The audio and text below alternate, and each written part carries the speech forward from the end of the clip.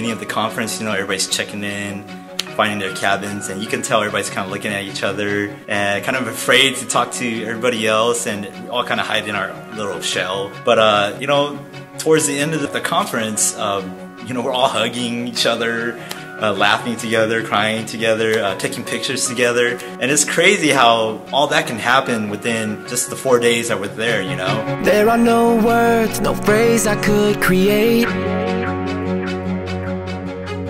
There is no melody that I could make.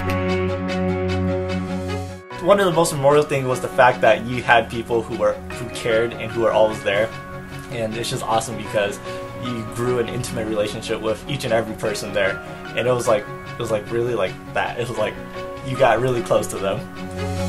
How do you sing about a love so deep without feeling like you missed something? I could try, but I could not explain. It's kind of love.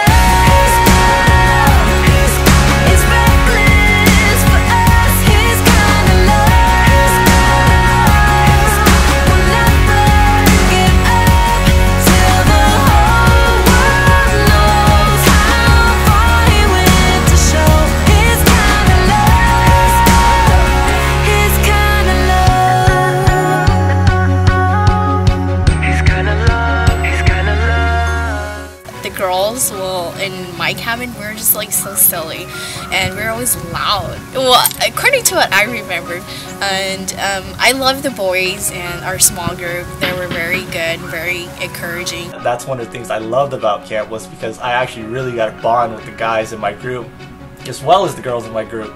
So I think that was just one of the awesome things that the leaders did, and you know, I definitely look forward to, you know, having small groups, and it encourages me. It was fun, and you had to have like a lot of communication, you know, like you had to have the person, you know, a good start and a good ending with this, you know, you had to have good communication with your team, and it was fun because it's a pool, it's water, it's fun, you fall in there and nobody really gets hurt, so you just go for it.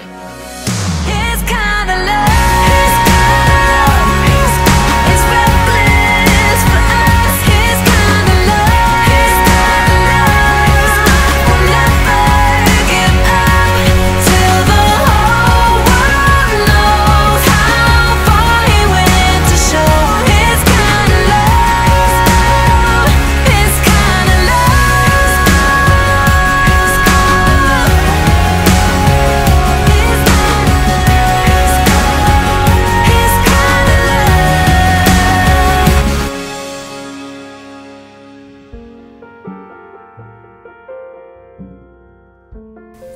I think all year long, God is always trying to get to us, trying to make us listen to Him. So being in this conference and listening to the music, being in the time of worship and prayer, it kind of gives that safe environment for you to say, okay, I'm ready to listen. You see me, you know my every move, and you love for me to sing to you. And then it comes into a time where they're focusing through prayer, through communication to God, and through that it opens something, I guess it's in them that they didn't realize was there. Maybe it's hurt, maybe it's joy, or maybe it's a pain that they never really was able to present to God or to tell Him. And then through that, I see the wonderful things that happen and how the Holy Spirit moves them. Who you are.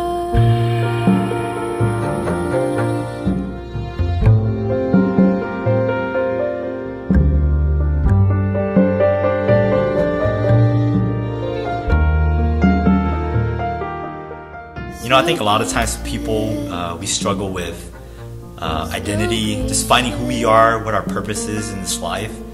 And you know, I think people bring that struggle when they come to this conference. And you know, we feel guilty. We feel like we've let God down so many times through our mistakes, our regrets, the sin that we participate in, that we choose over God every time. and we feel like we just let God down so many times, and that we're not worthy of doing His will.